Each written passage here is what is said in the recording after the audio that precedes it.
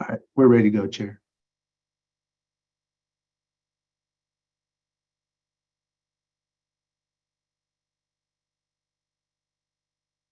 All right, I'll now call to order the January 23rd, 2023 meeting of the Nevada Sentencing Commission. So good morning. It's good to see you and welcome to those who are viewing the meeting on the Department of Sentencing Policy's YouTube channel. We have some new members to welcome as well. Director Christopher Sewell from Dieter, Director Beth Schmidt from Las Vegas Metro, and Director James Arenda from the Nevada Department of Corrections. Congratulations to you all on your appointments and welcome to the commission. Welcome back for some of you. I'll now ask Director Gonzalez to take the roll. Thank you, Chair. Mr. Arascata? Here. Chief Bays? Here. Dr. Bradley? Here. Chairman DeRico? Here. Director Zarinda? Here. Judge Freeman? Mr. Hazibullah? Present. DA Hicks? Here. Mr. Hoffman? Here. Judge Jones? Dr. Lanterman? Present. Mr. McCormick? Here. Ms. Mall? Ms. Murray? Here. Mr. Ponder? Here. Ms. Schmidt? Present. Mr. Sewell? Here. Assemblyman Ortlicker? Here. Senator Canizaro? Senator Gokachia? Vice Chair Brady? Present. Chair Stiglich? Present. We have a quorum, Chair. All right, thank you. I'll now open agenda item number 2, the first period of public comment. There are 2 periods of public comment, one at the beginning of the meeting and one at the end. Members of the public have 2 options for submitting public comment. First, members of the public may do so in writing by emailing, hold on one second.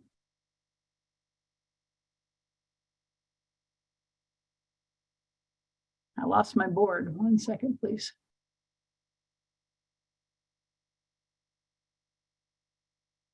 Excuse me. By emailing the Department of Sentencing Policy, that's at sentencingpolicy@ndsp.nv.gov. Public comment received in writing will be provided to the commission and be included by reference in the minutes of the meeting. Members of the public who wish to testify may do so by telephone. Due to time constraints, public comment will be limited to 2 minutes. Any member of the public who exceeds a 2-minute limit may submit your comments in writing to the Department of Sentencing Policy. At this time, I'm going to ask staff to manage and direct those who wish to testify by telephone. Mr. Sepulveda? Thank you, Chair. Members of the public who would like to testify by phone, press star 9 and raise your hand. When it's your turn to speak, please slowly state and spell your first and last name.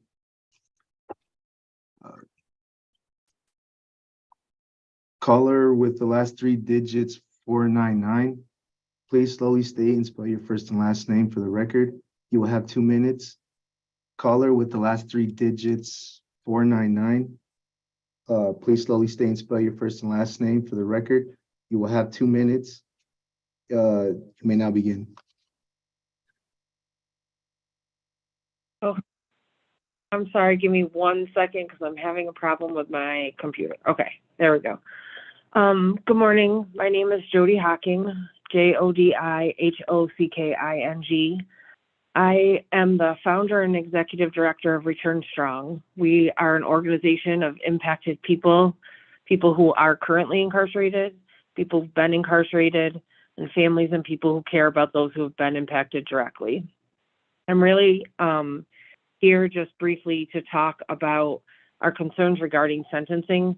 We're thrilled that the Interim Judiciary Committee has made sentencing credit reform a priority this year, and that the Sentencing Commission is working on the data to support that work. Since we brought AB 241 to the table in 2021, the impact of the way credits are handled in Nevada and the problems with it have become glaringly obvious. Former Director Daniels made it seem as if the issues with credits are easily resolvable, that you can just go to a case manager and get things corrected, but that is not the true experience for impacted people. The process is a maze and no one really gets an answer that is clear in a timely amount of time, often leading to them being in prison longer than when they should have been. In addition, all of the things that were opportunities for people to access to earn time have disappeared. We have lifers right now that have been moved to Ely who were at Warm Springs earning college degrees and programming while working. Now they're forced labor at the kitchen in Ely. They're threatened with disciplinary action if they refuse to work. They're untrained on how to safely work within the culinary program. They lost scholarships, funding, and money with no recourse or remedy available to them. It also impacts their credits. My loved one has been sitting at Southern Desert for the past 4 years on a violation without any opportunity to program. He just was allowed an anger management program for the first time that he started last week.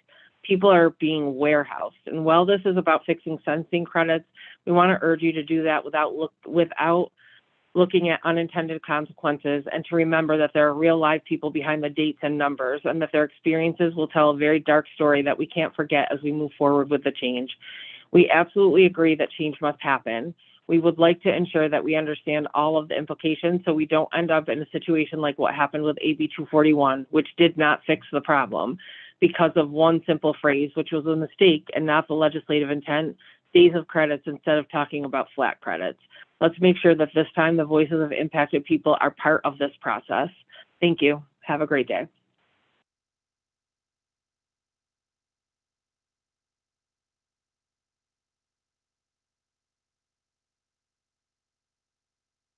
All right. Caller with the last three digits 036, please slowly state and spell your first and last name for the record. You will have 2 minutes. Caller with the last three digits 036, please slowly state and spell your first and last name for the record. You may now begin.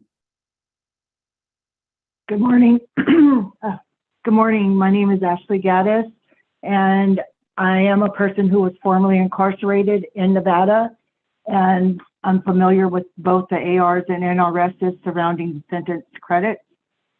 I currently work on staff with Return Strong and work specifically to focus on AR and sentencing change.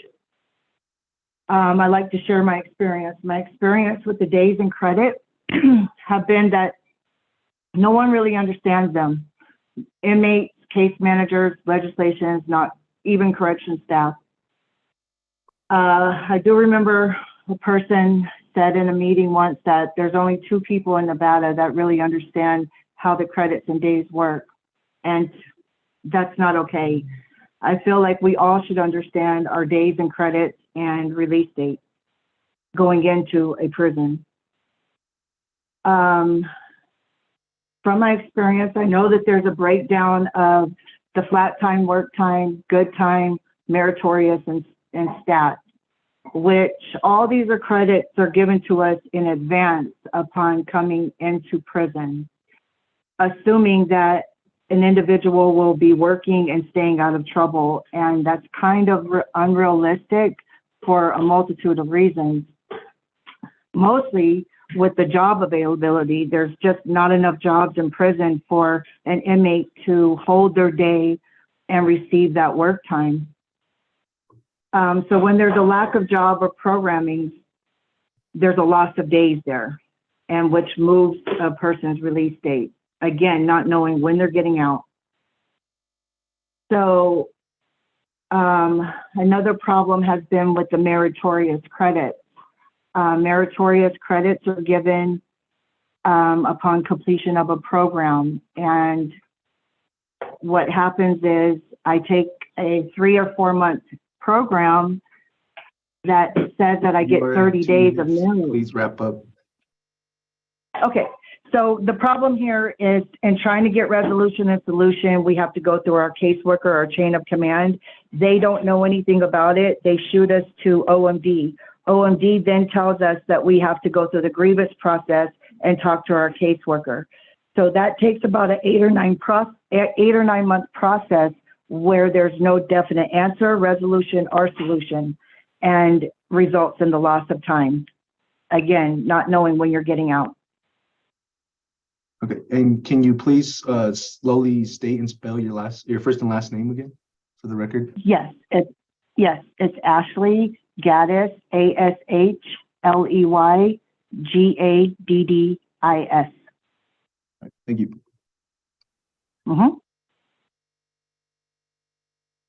And we have no more callers, Chair.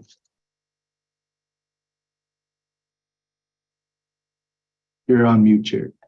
Thank you, Mr. Sepulveda. I'll close the first period of public comment.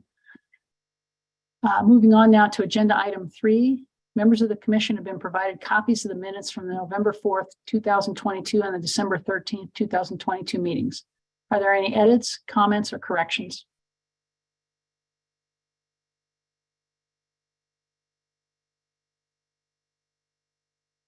All right, hearing none, I'll now entertain a motion to approve the minutes from the November 4th and the December 13th, 2022 meeting. John McCormick, move to approve. Thank you, Mr. McCormick. Is there a second? John Ponda, second. Thank you, Mr. Ponder. I have a motion from Mr. McCormick and a second from Mr. Ponder. Are there any discussion? Chair Stiglitz, John Arascata. I'm going to vote yes on the November 4th and abstain from December 13th. I was not present. All right, thank you, Mr. Arascata. Any- Madam Chair, this is Director Sewell. I'll also be just abstaining because I wasn't attending those meetings. All right, And this is James Arenda, the same as well, that I'll have to abstain. all right, thank you. There's nothing further, then all those in favor, say aye. Aye. Aye. Any opposed? All right, that motion passes, and let the record reflect that Senator Cannizzaro is now present. Good morning, Senator. Good morning. Right, I'll now open agenda item number 4, discussion of Assembly Bill 32 and possible action on proposed amendments. This is the only substantive agenda item and the focus of our meeting today. At our last meeting, the commission moved to hold a special meeting in advance of the 2023 legislative session to discuss Assembly Bill number 32. AB 32 is based on the recommendations that came out of the Department of Sentencing Policy on this commission. Director Gonzalez is going to review the bill. She and her staff have also prepared some supporting materials, and she'll review those as well. After that, I'll turn to the commission for discussion of any proposed amendments we would like the director to present at the bill hearing. Director. Thank you, Chair. Good morning, everyone. I will quickly summarize the key sections of the bill as it's been provided to you in advance. Section 1 of the bill revises the qualifications of the director, my position. Section 2 revises the membership of the commission and how certain members are appointed. Section 3 changes the provision related to the risk assessment tool used by the Division of Parole and Probation and applies to probation. A similar change is made in Section 6 for parole. Section 4 authorizes the Division of Parole and Probation to impose no more than 10 days in jail or no more than 60 days of electronic monitoring as part of the graduated sanctions in response to technical violations. This section also requires the division to adopt guidance on how to use these sanctions. Section 4 also revises the definition of technical violations to exclude certain conditions related to sex offenders and exclude termination of certain programs. This means these are not technical violations. This section applies to probation, and a similar change similar changes are made in Section 7 to apply to parole. Section 5 removes the 30-day temporary revocation instead of making a first temporary revocation 90 days, a second 180 days, and the third a full revocation. A temporary revocation is in response to technical violations. This section applies to probation, and similar changes are made to Section 8 to apply to parole. The next item I will review is an infographic we made, which I will share.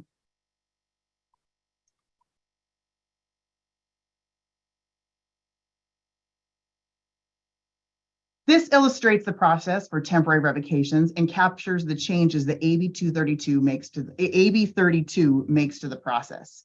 We intend to distribute this with the bill to provide some quick and accessible information about the process and the changes. As this commission will recall, we presented a visual of the process of a temporary revocation and how the data that we found was reflected in how the process was currently being implemented. This is a summary of that so that you can quickly access that information and make it, we're hopefully easy to review for everyone. The final item we included is a sample of a report of AB 32. I will share that.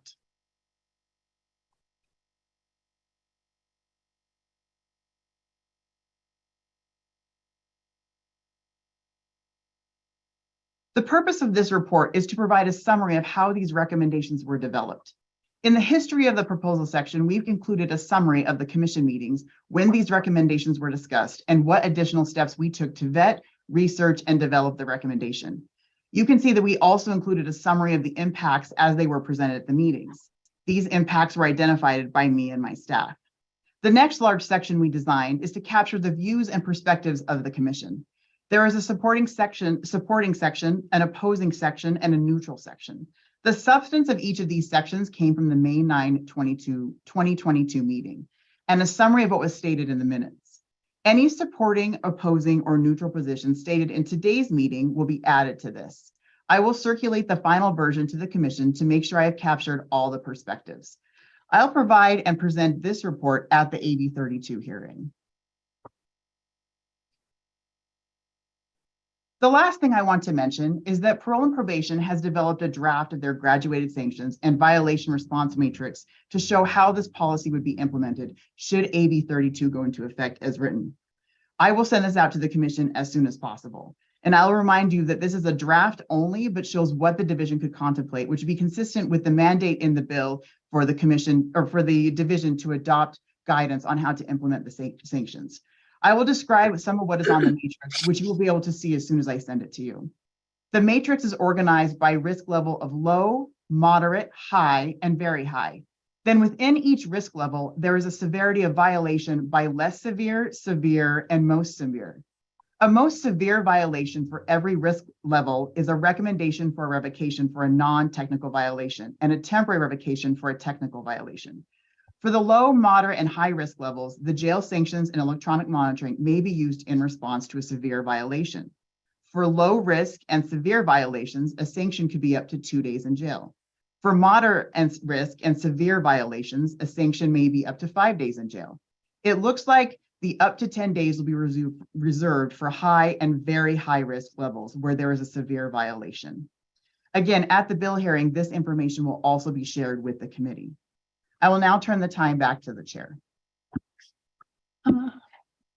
Thank you, Director. Are there any questions? I'm sure there are questions or comments on the director's report. Ms. Lanterman. Thank you. This is Jennifer Lanterman for the record. Director Gonzalez, can you just remind me of the justification for the sections 3 and 6 change from the language of essentially re-administering risk assessments from the Nevada risk assessment system or successor to appropriate risk assessment tool? I'm not recalling the discussion about the justification for that change. For the record, Victoria Gonzalez, thank you, Dr. Lanterman. And I will also turn to the Division of Parole and Probation to make sure I have this right. I believe the rationale for that was the need for flexibility for a type of assessment depending on the type of individual that they're supervising. Generally, that risk assessment can be used for everyone, but if I remember correctly, the risk assessment needs to be flexible for sex offenders. It's a different type of risk assessment. So I'll turn to, I believe a Deputy Chief Evans is here. If you could just verify that, please. Thank you. Yeah, good morning, Aaron Evans from Parole and Probation. That is correct. It's just the Nevada risk assessment system is designed for non-sex offenders. So this just clears up and allows us to use another tool for the appropriate population. Okay, thank you. This is John Ariscott. I have a question of Director Gonzalez. I just received the email with the graduated sanctions. Perhaps you could ask, or someone from Department of Public Safety, Parole and Probation can answer. Is this a near final draft, or is this, I mean, where are we at in the drafting process? Because it's kind of significant to the rest of any discussion that we may have. If I could, Deputy Chief Evans, I'll answer first and then turn it to you. One of the things, it's going to be early because for this commission, we don't get the commission does not have the final say. And so I'll say for the division, they will adjust it depending on what happens, because ultimately this bill is going to go before the legislature and they will discuss if there's any changes, there will be additional changes that have to be made depending on what other ideas or policy recommendations come out of that. So that's the only caveat I would add to whatever draft we have. It's always going to have that. But then I'll turn to Deputy Chief to add anything else he wants to where we're at with the status of the draft. Thank you, Aaron Evans for the division again. Mr. Ariscott, this is our current violation matrix that we use. I've added the electronic monitoring and flash incarcerations in there with kind of an estimated number of days, just kind of,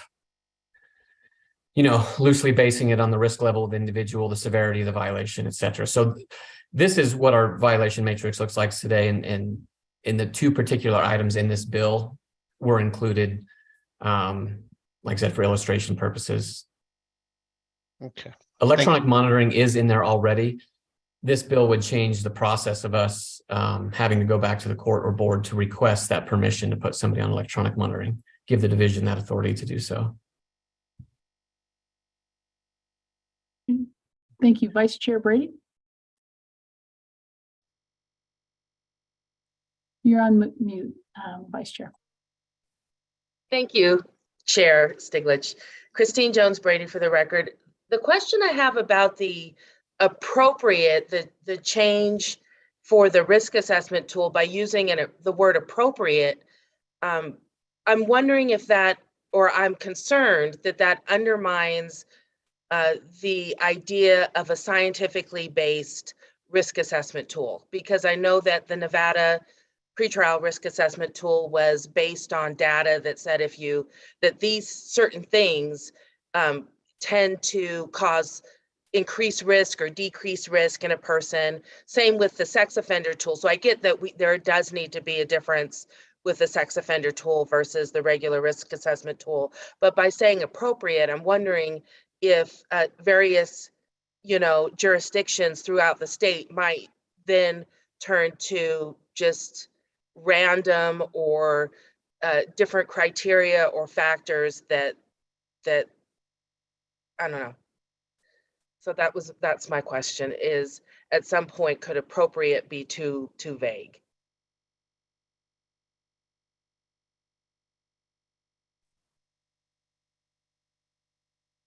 Director, anyone like to field that question?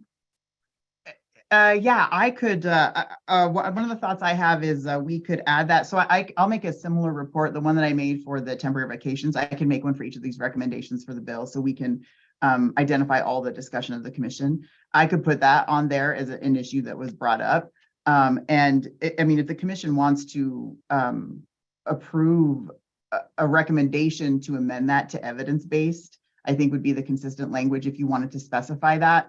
That could be something this commission does, or I just mentioned that at the bill hearing that this was something that was brought up. So that's possible. I guess I'd want to know too if the division has any thought about that distinction for what they need to make sure that the assessment's appropriate. But it seems to me if we add evidence-based, that would cover that. All right, thank you. Dr. Lanterman? Yeah, I agree with Director Gonzalez. I also had a concern when I read, so the reason I asked about the switch from Nevada risk assessment system to appropriate was how that might be interpreted in practice, because the whole purpose of a risk assessment tool is that you're using an actuarial risk and needs assessment that filters out all sorts of essentially bias or it's like judgment calls that we don't necessarily always recognize and that don't help us appropriately assess the risk associated with a person's particular background. But that said, there are some situations in which people have been convicted of certain types of crimes where other types of assessments would be appropriate, particularly in the case of sex offenders. So I would support modifying this language to read appropriate evidence-based risk assessment tool or appropriate actuarial risk assessment tool. Actuarial would be have the best predictive validity, but in some cases that is not an option with every tool. So you have some flexibility there in terms of the language you could use, but at a minimum, I think it should probably read appropriate evidence-based risk assessment tool. All right, thank you. Dr. Bradley? I maybe have a couple of questions before my comments, but I'm wondering who is actually administering these. So the question of how appropriate is interpreted is sort of dependent on who is in charge of making that decision and administering them. So maybe if we could get some clarity on that first, then I could comment further. The Division of Parole and Probation administers them. But what type of professional within the division? Is it a probation officer doing it? Is it a licensed clinician? Who's doing that? Aaron Evans from the division, for the record. We have officers and non-sworn staff that administer this assessment. A risk and need assessment is defined in NRS in 213-107, and it says a risk and need assessment is a validated, standardized actuarial tool that identifies risk factors that increase the likelihood of a person reoffending and factors that, when properly addressed, can reduce likelihood of a person reoffending. So in this section that it's looking to modify, it says that the division shall administer a subsequent risk and need assessment to each probationer. So that assessment is already defined in other sections of NRS. Internally, we were working on developing a little bit cleaner version of this language, other than just putting appropriate. We just ran out of time before submitting something for this meeting, so we're open to changing it to make sure it's clearly a evidence-based tool. And this section only pertains to the Division of Parole and Probation for these assessments. So for any other agencies, it doesn't necessarily apply. Okay, so Chair Bradley, for the record. So I can appreciate the concerns that everyone's bringing up. I think one of my concerns is this: there's not always going to be an evidence-based tool for every person. I don't know what kind of research the division is doing into these risk assessment measures, but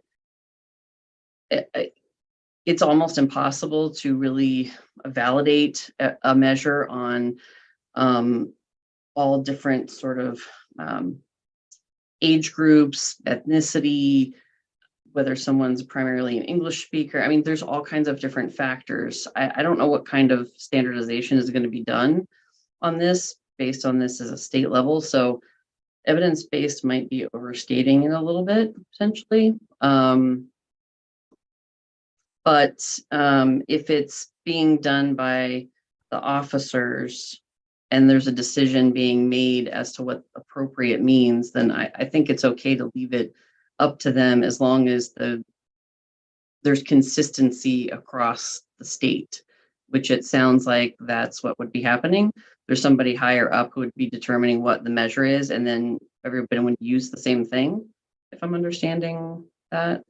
So there would be, if it's a sex offender case, for example, there would be some option for a risk tool for sex offenders that's approved of at high administrative level. Is that accurate? Aaron Evans from the division, for the record. The problem currently is the way that this section of 176A435 reads, is that the division shall administer an NRAS risk assessment to every probationer. The problem is that, like you said, one assessment doesn't fit all. And so we are kind of administratively having to go through and do an NRAS assessment on sex offenders when that tool is not designed for them. So by law, we're doing work that is not useful, and we should be using a different, better, more targeted tool to those populations. So that's what the initial intent of this change was to fix that. Clearly, just using appropriate may open up other issues. So we'll continue to look at it. So, Chair Bradley, for the record, perhaps there's the suggestion maybe could be appropriate as determined by, and then put some indication as to who would be making that decision, so that individual officers or individual cities or locations are not making up their own standards for how they're choosing. Maybe would be a way to get around that.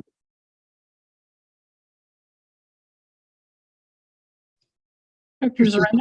Yeah, this is James Arenda for the record. I hope this might help Sheriff Bradley too. I was here when the state took the NRAS system and developed it. It was actually to help with it. It was a validated system with University of Cincinnati, and it was actually the Ohio risk assessment system. All that I'll answer for Department of Corrections. We used the NRAS, but we changed nothing based upon the original Ohio risk assessment system and just incorporated into the state of Nevada's NRAS for the corrections department. But it is a validated system. It was evidence-based, which was supplied from, like I said, the University of Cincinnati. And I believe that's the same system that parole and probation took as well. However, it did not assess those that are sex offenders only, but it did have a separation between the gender specifics. But it was a Ohio risk assessment system is validated and evidence-based. Thank you, Director. Mr. Evans, you had your virtual hand up and it went down when you answered a question. Did you have something? No, Chair. It was just in reaction to one of the questions. All right, thank you. Ms. Murray? Thank you. Julia Murray for the record. I'm just a little confused as to the need to expand for sex offender specific parolees and probationers at this time. The current state of the NRS requires that all sexual offenders have a sex-specific risk assessment done prior to release on parole or probation. And they are already required for that to happen by a licensed professional that's been trained in doing so and in assessing that criteria. And that applies to parolees as well. So and someone who's a high risk remains in prison by law. So I'm just curious as to why the need to expand off the NRAS when we already have a secondary tool that is required for all sex offender specific individuals that are in prison.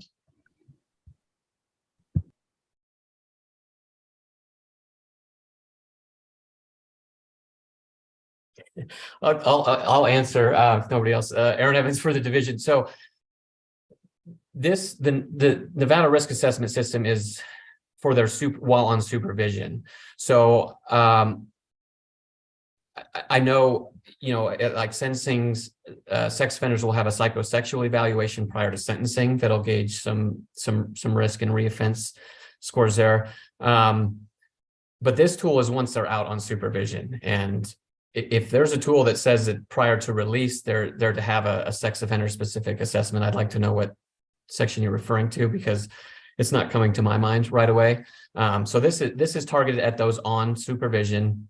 If you have somebody on for 2-3 years, clearly their situations can change, risk levels can fluctuate with other things going on. So this is the continued process of either once they're released or once they're sentenced to probation, so that we can set a supervision level so we know, how involved we need to be with them on their supervision. So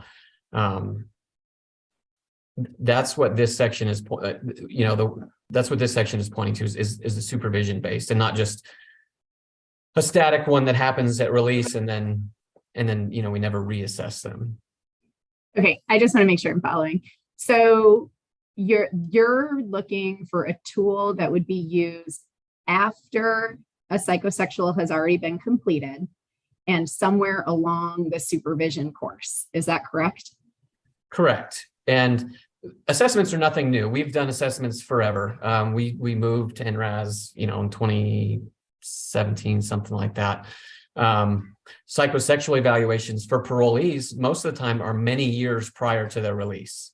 So a lot of that information in a psychosexual evaluation is old, right? Because then they go to prison, usually on a sex crime, for many years. And by the time they came out, things could have changed. So this is post-conviction, post-incarceration. How do we best supervise this person? What kind of risk category do we need to put them in? How much attention do we need to pay to them? What kind of services do they need? And again, this separates that NRAS is not designed for sex offenders. No, and I acknowledge that. I agree. Yeah, and so by law, we're just trying to clean up some of the basically busy work that our officers and civilian staff have to do by performing this NRAS on a sex offender caseload when They then turn around and do other sex offender tools that really are more telling to what that population needs. Okay, I guess my follow-up becomes one of where does the counseling come into play? Because again, but per the NRS, all individuals convicted of sex offenses are required to undergo a period of sex offender specific counseling. And it sounds to me like we're sort of cutting out the opinion of that counselor to be able to evaluate along the way and to generate reports, and substituting it with, I don't mean untrained in the sense of no knowledge, but the clinically untrained officer to come in and make a needs assessment. We have in every single case where there is a sex offender there's someone who's been convicted of a sex offense, we have an individual who is specifically trained in assessing needs, and that's that person who's running the counseling. So why are we sort of sidestepping it with an officer? Can I ask a question though, Ms. Murray? Yes. I think there's a difference. I need to understand. There's a difference. Somebody is on supervision, being counseled. That's one thing. This is somebody who's alleged to have violated their release. So then it would seem to me that's a different, we're at a different inflection point. Am I not understanding what we're talking? I want to make sure that I understand where we are talking about. And that's part of what I'm trying to get at as well. So I mirror your confusion. That's what I'm trying to ask is, where is it that we're looking for this assessment? Because if someone's been out on supervision, which is where Director Evans began, they should also be in counseling. And there's already someone doing these evaluations and these need assessments. I don't see where the untrained, in the sense of not a clinical technician, not a licensed social worker or a medical professional, I don't see where they come in as qualified to assess. Gonzalez? Yeah, if I may, Deputy Chief Evans, and then let me know. I think I'm gonna make sure I understand. So there are a series of different types of evaluations that are done. And so I believe that if you're talking about a counselor, again, that's a completely different purpose. This assessment is for the purpose of supervision. And so while it will seem that there's different types of evaluations and assessments being done, it's because of the purpose. This assessment for counseling is not related specific to how counseling and treatment is going to be administered. It's about how the division must best supervise the individual based on their risk and needs. So it's very specific to supervision. And there's an evolution of assessments when it comes to someone moving through the criminal justice system, whether they're being incarcerated, whether they're being supervised, whether they're on parole. And so these assessments occur at those different stages in order to ensure that whatever the state is doing at that point in the process is addressing their needs appropriately. And if treatment is required or related to that assessment, that is, the treatment itself is going to be separate. It's going to be that the assessment itself indicates there should be treatment, there should be classes, there should be programming in making sure how that person's being either supervised or incarcerated. And so I can turn it back to the Deputy Chief if that is the proper distinction between what this assessment does, and see if that clarifies it for Ms. Murray. I follow where you're coming from, and I understand why there's confusion about what I'm asking, but we have, as a legislative body, Nevada has been very careful about who they select to be in the position of assessing the individual's needs when it comes to something that's largely clinical, arguably mental health related, something that touches into this more medical side of criminal justice, where the law is very specific about who can assess the needs and the best way to treat a sex offender. So the heart of my question comes back to, why would we substitute all of that and put an officer who doesn't have that same clinical training and clinical background and or medical background into that equation? I don't understand where an officer would be qualified without that underlying background to assess something that touches so very close, if not is a mental health related item. I'm sorry, can I jump in one more time? It would just seem to me that at the point of an alleged violation or a violator, we're not talking about their treatment plan at that point. We're talking about, a risk of public safety. Are they gonna get the privilege of supervision again to be out and get treated? I don't know that they're apples and oranges, and it is entirely plausible and possible that I'm missing something. But I want to understand it would seem to me that's a different analysis that's being made, still under a tool that is more appropriately in the toolbox of the division than would be in their treater, if that makes sense. Yeah, perhaps my confusion is because I don't know what tool we're going to be using. So it, in my mind, opens the door to a whole lot of tools that one wouldn't be available to an untrained in the medical and or clinical sense officer, because they wouldn't be qualified to utilize the tools. So I guess maybe I need to know what the tool is. Maybe that's where I'm stuck. So I'll let it go for now and listen to what others have to say. Thank you, Ms. Marie. Dr. Lanterman and then Director Dorico. Hi, this is Jen Lanterman for the record. So I too do not know the tool that PMP uses to assess the risk associated with people being convicted of sexual offenses. I will say, as a general category, those tools don't disregard the clinical needs of the individual being assessed. What those tools do is sort the likelihood that a person might commit a intra-offense, like a new intra-offense crime, so another sex crime. It doesn't necessarily assess for the fact that they don't repeat a sex crime, but perhaps because of the restrictions associated with their living conditions in the community, maybe they commit property crimes, financial crimes, things of that nature, right? So it's not assessing for that. It's assessing specifically for the risk that they will commit another sex offense while they are on supervision.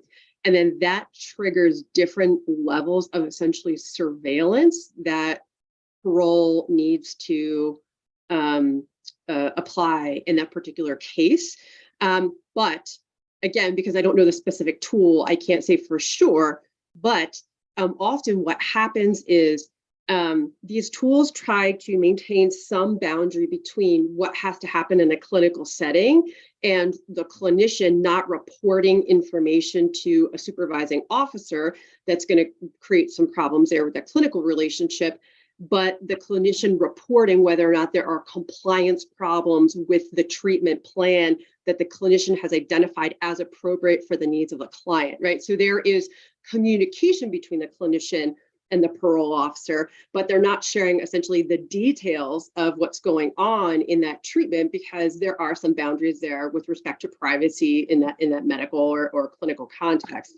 So, maybe Deputy Chief Evans can speak to this more, but it's not that the tool disregards that, but those tools are also specifically designed to get at the supervision issues that parole needs. Also understanding that most parole officers are not medical doctors. They are not NSWs. They don't have clinical expertise in working with sex offenders, right? So the tools are specifically designed to assess the risk of reoffending with the knowledge that the people assessing those tools are not going to have that type of background. And then the training for those tools is built around that absence of education and like clinical licensure. And so that's how that tool is working or is designed to work. Thank you, Doctor. Chairman Dorico. Yes, good morning. I want to say that from recollection from some time ago after the last session and discussions with the Division of Parole and Probation, the talk around this change had to do with, it says specifically, well, what happens if, 2 months from now, we're using the super duper risk assessment, and it's a different assessment in name. And this change here gave that division that ability to use which assessment, which they've determined potentially to be the best assessment or the one that they're going to use, and to use it. And if you continue on, and I'm just looking at section 6 of the statute, it talks about this assessment as being a dynamic assessment to occur multiple times over the period of supervision, I guess, given that someone might have a lengthy term of supervision. And it's for the basis of the supervision level to either potentially reduce that level of supervision. It could potentially increase that level of supervision. And so I think in my read or my take from this is that it is just for that language change. And I agree, potentially it might need some additional cleanup, but it was not to lock them in should they ever change the assessment that they're using. Thank you, Chairman.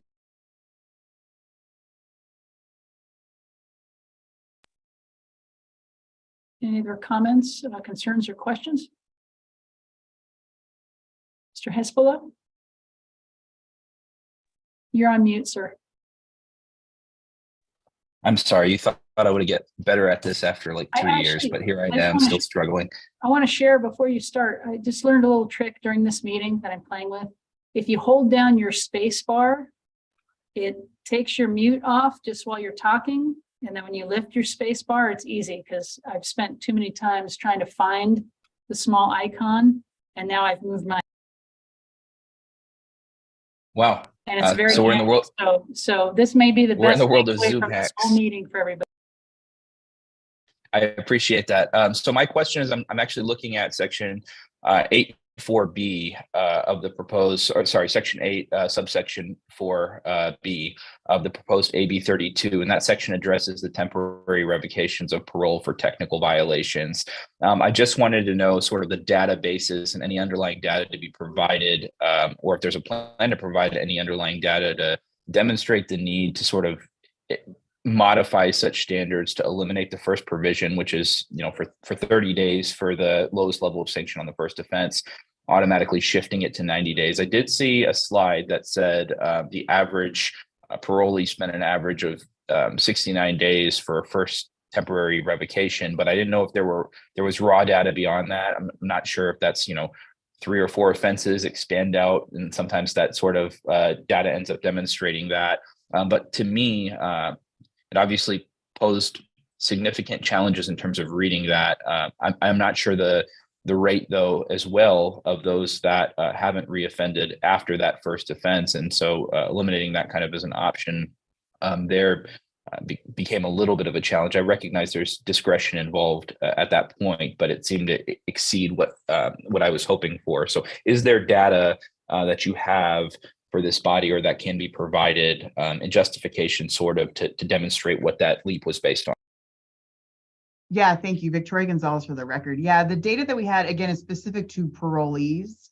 And so what the data that we have was specific to just the first temporary revocation. And I can provide that again to the commission in regards to the time we added that it took the individual from being arrested for an alleged violation, sitting in jail, waiting for a probable cause inquiry to determine if an alleged violation has occurred, and then the time it would take for the parolee to then be transferred to the Department of Corrections, where they would wait for a parole violation hearing to determine the official outcome of whether or not there was a violation of a technical violation that would result in a temporary revocation. And actually, with the jail time combined, it was more than what I put on the infographic. It was closer to 90 days. And so by changing the first temporary revocation here to 90 days, in essence, codifies what's already happening for parolees who are facing a first temporary revocation. And then the balance of that was to authorize the Division of Parole and Probation to provide jail sanctions rather than going right to that temporary revocation, that first temporary revocation, seeking that out, but giving the individual being supervised additional opportunities to address issues before we go to that temporary revocation, which was a longer time that they're sitting there. And the official recommendation that we had was for parolees. We advised that it could be expanded to probationers because by adding that authorization to the Division of Parole and Probation to impose jail sanctions, again, it gives those individuals additional opportunities rather than jumping right to 30 days that would disrupt their lives, their jobs, their housing potentially. And so that's where the data originally came from for the parolees, and then made sense from a general policy perspective as far as what AB 236 intended to do to offer those opportunities to probationers as well.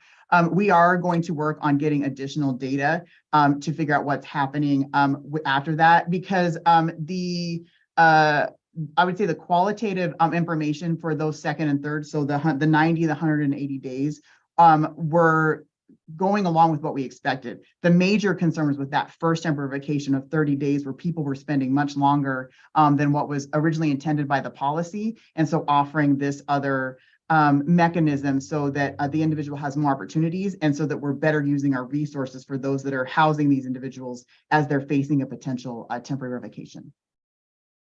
Thank you for that explanation. So just my only data request would be to try to make that portion holistic as possible, specifically for the first 30 days or after the first 30-day period, to both assess what the violation was based on, but also the raw data.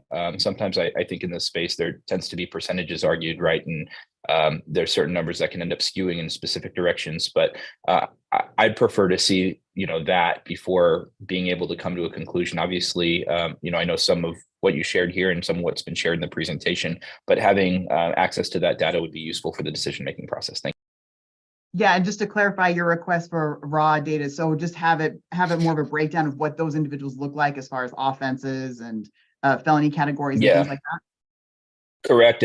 And the raw numerical data. So effectively what I'm trying to get at is like the pervasiveness of this need to eliminate that first portion. I understand the ability to have more discretionary sanctions, internally before anything occurs, but with the 30-day provision after the first offense or the first technical violation being removed statutorily from this, I wonder sort of the underlying basis that's being used to justify it, and sort of the need, as well as the scale for which we've recognized the 30-day sanction to be ineffective, such that it would need to be removed.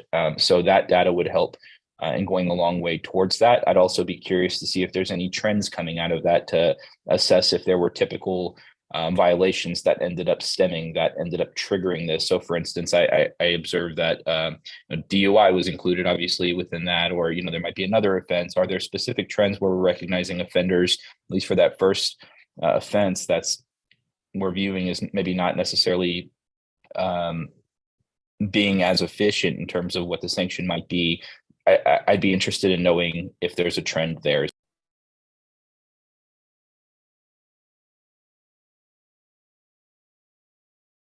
Great. Yeah, we will work on that and see what we can put together. Right. Thank you. Senator Cannizzaro. Thank you, Justice Stiglitz. And I just wanted, mine's more of a comment. Obviously, this is a bill that's being proposed at the legislature.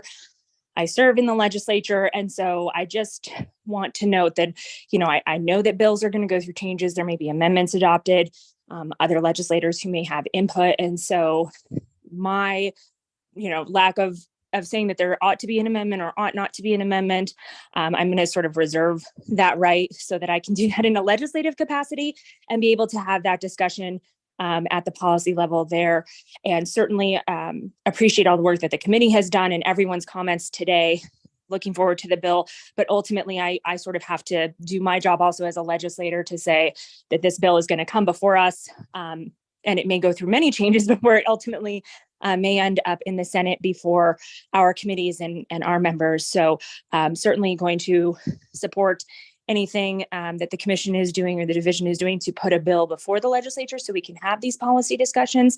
But ultimately just I want my participation here to sort of be as a member of the committee and not necessarily indicative of what the legislature as a whole may do or what comments or amendments may be adopted along the way. Thank you, Senator. Any further questions for the director?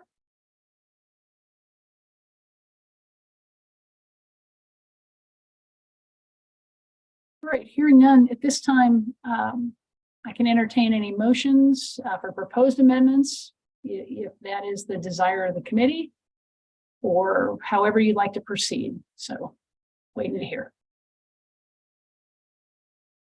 Thank you, Chair Stiglitz. This is Chris Hicks. I would just make a motion that we accept this AB 32 as proposed and move it on to the legislature. And the reason I would do that is because it's obvious by looking at the historical data that Director Gonzalez has presented and hearing these conversations today, the people that know the most about what's needed to improve what's addressed in AB 32 have met multiple times, have put forth this bill. I think it's problematic for this committee or for this commission to kind of create its own mini legislative hearing when we start debating interlineations throughout this entire document. All of that can happen in the legislature, as Senator Cannizzaro just touched upon. So I would recommend we get this moving forward, understanding that this bill is going to be looked at closely. There'll be testimony in support, testimony in opposition. Different points can be made then, and we all know what that process looks like, and it's a long one. So my motion is to is to move along what they put forth today so that we can get it to the legislature and have it go through the policymakers there. Thank you. All right, thank you, District Attorney Hicks. I have a motion. Is there a second? I'll second that. Thank you, I'll Chief. for the record. All right, I have a motion and a second. Is there any discussion on the motion? Chair, I would just ask for clarity on the motion. The motion is simply to advance AB 32 to the legislature, but not necessarily a recommendation from this committee to accept it in its current iteration or form. Is that a correct understanding of the motion? I think to be clear, this bill is already in motion. Question is whether we tried to amend it in advance of their consideration or not. So yeah, it'd be as is now. That's my understanding, Director. If I've got that right. Correct. So the question before the commission is if there's any amendments that you would like me to present to the at the bill hearing when I present the bill. And so as this motion has been proposed, it would be for me not to present any amendments that have been approved by the commission, but rather include the report that I submitted where it lays out all the opposing, supporting, and neutral views, the any supporting information that's already been presented to the commission as is without any proposed amendments from this commission that everyone agreed upon. I think my challenge here, thank you for clarifying that. My challenge here is I still think there are provisions that need to be flushed out, and I don't want to preclude the opportunity for this commission or any of its members to engage further on modifying the language, proposing amendments, and then create any sort of conflict during a bill hearing on it. So I'm happy to get with you afterwards because I have challenges with respect to at least certain parts of this, namely the sanctions I just mentioned without having the data. I won't be supporting the motion in its iteration today, but happy to work with you on that. And certainly some of the elements I'm absolutely supportive of, including the technical change in terms of what the requirement is for the director's position and things of that nature. I simply don't want to be precluded into a space, especially organizationally, where it appears that my organization or myself has supported the iteration of this as it stands without amendment.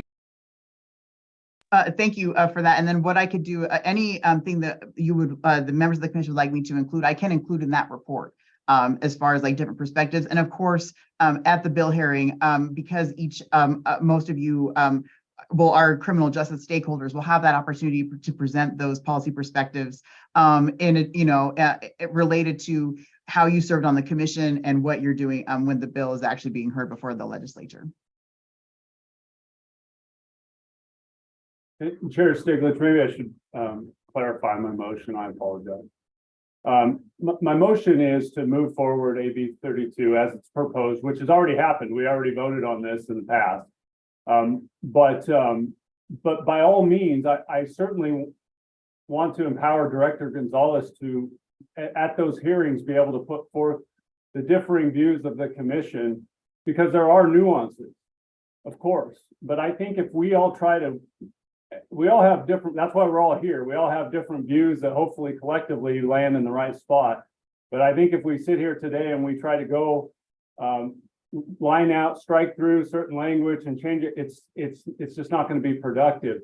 I think it's more productive for us to continue moving this forward and then give Director Gonzalez the ability to certainly relay the different commission members' concerns or suggestions so the legislature can consider that. I'm quite certain that this bill will change throughout the legislative process. So that's a very long motion. I apologize, but I'm saying that for the understanding of everybody. I don't want to make this more difficult than it needs to be, but my motion is to move it forward as we have in the past, and then to give Director Gonzalez the power to explain the differing views when she's asked at the hearing. All right, thank you. Mr. Hoffman? Yeah, Jim Hoffman for the record. So I wanted to speak to what Mr. Hasselblad was saying, because I know that on a substantive level, I think the defense bar agrees with a lot of the concerns that he has. But on a procedural level, frankly, I have to say, I think District Attorney Hicks has the right of it. You know, we've talked this out a lot. We've come to consensus where we can. On the places where we can't, I think maybe it makes more sense to just move it onto the legislature, let any other fighting that has to happen there. So I will be supporting D.A. Hicks's motion. Thanks. Thank you, Mr. Hoffman. Mr. McCormick and then Mr. Arriscata. Thank you, Chair. I mean, I just wanted to clarify and see if this is okay with DA Hicks, that nothing in his motion or no action that this commission takes today precludes any member or any member's employer organization from expressing their views on the specific legislation at the legislature. That because we advance the commission today, or advance or approve the bill, whatever we want to say we do today, there's nothing that precludes any entity here from working on it constructively during session. No, for clarification, I certainly am not seeking to tie anybody's hands. I recognize, like I said, we all have our different views that we bring to this, and I know that will come out in the legislature. Just thought it was important to get that on the record. Thank you. Yeah, with that clarification, Chair, I'd also be happy to support. I think the main thing was that, I don't want this to be a situation where bills presented as is. There's no necessarily amendments offered today, but any of us, myself especially, end up in a precarious position because we have not voted today to offer the amendment. I recognize there'll be time for negotiation, but also don't want to put any of the hard work Director Gonzalez or her team has done in a precarious position or throw them under the bus. So thus the reason for that, but happy to hear DA Hicks offer that position, that we'll continue to work together to potentially offer amendments organizationally and see where we land. All right, thank you. Mr. Arriscata, did you have something? No, Mr. McCormick stated what I was going to state much more eloquently than I could. All right. And if I could, Chair, just add in and then piggyback on what was just discussed. Of course, then I would look forward to, since officially like our department is the sponsor of the bill, then look forward to reaching out to me and letting me know what amendments you are thinking of, and then we can work to presenting those together as well, if that's something, which would be a great way to proceed as far as when we get to the bill hearing. So I just wanted to thank you for that, and of course look forward to whatever we do during session. All right, I have a motion and a second. Is there any further discussion? Okay, hearing none. All those in favor of the motion say aye. Aye. Aye. Aye. Aye. All those opposed? All right, motion passes. And so we'll now close this agenda item. I'll now open agenda item 5. The dates of the meetings for the rest of the meeting cycle are provided in your agenda. Our next meeting will be February 24th, 2023. Then we'll meet on March 31st, April 21st, May 26th, and June 30th. Our staff is already working on more topics and items for discussion at future meetings. And if anyone has anything to be considered for a future meeting, you can add it now or provide it to Ms. Gonzalez and her team.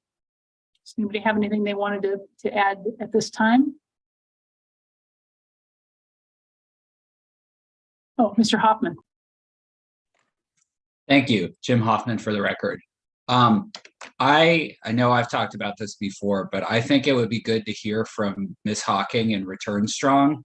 In addition to the issues at NDOC, there's also these issues with sentencing credit.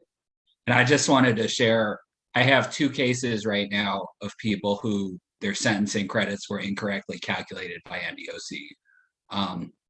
So that is some kind of something that I think we should be talking about. I would like to ask the commission to hear a presentation from her at some point in the future. Thank you. Thank you, Mr. Hoffman. Any other items at this time? All right, hearing none, I'll now open the second period of public comment. Just as we did during the first period of public comment, those who wish to testify may do so by telephone. Due to time constraints, this public comment will be limited to 2 minutes. Any member of the public that exceeds the 2-minute limit, you may submit the balance of your testimony in writing to the Department of Sentencing Policy at sentencingpolicy@ndsp.nd.gov. At this time, I'll ask Mr. Sepulveda to manage those that wish to testify. Mr. Sepulveda. Thank you, Chair. Members of the public who would like to testify by phone, press *9 and raise your hand. When it's your turn to speak, please slowly state and spell your first and last name. And we have no callers, Chair. All right, thank you, Mr. Sepulveda. That concludes our second period of public comment. All right, I want to thank everyone for your time, your comments. It certainly helps me better understand, the bill, the concerns. I want to thank staff and the members of the commission. And if there's nothing further, we will see you all in February and often. So I'm looking forward to it. This meeting is now adjourned. Be well. Keep up the good work.